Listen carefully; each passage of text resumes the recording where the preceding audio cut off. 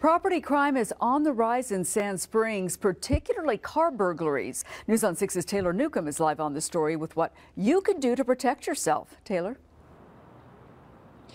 Terry, Captain Todd Insbrenner says there's been a string of car burglaries over the last couple of weeks. He says they have not recovered any of that stolen property, but he says they do have an idea of who's behind it.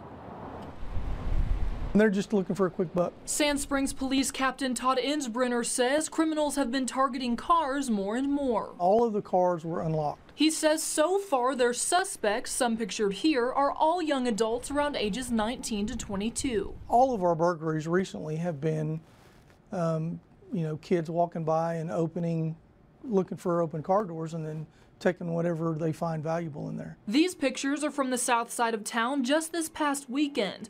Insbrenner says several homes were hit there too, and it wasn't the first stop. He says Rolling Oaks neighborhood was also hit a couple weeks ago. They haven't been a victim yet, and so they don't feel vulnerable.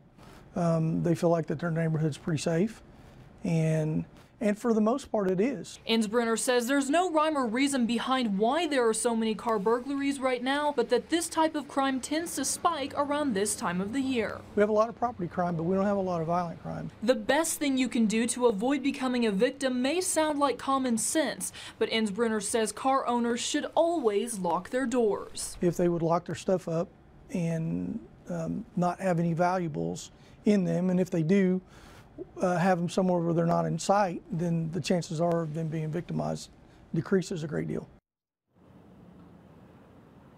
Insbrenner says it's also a good idea to have surveillance cameras and to light up your driveway to protect yourself. And of course, that will also help catch criminals if you do become a victim. Reporting live on the scene on the story in Sand Springs, Taylor Newcomb, News on 6.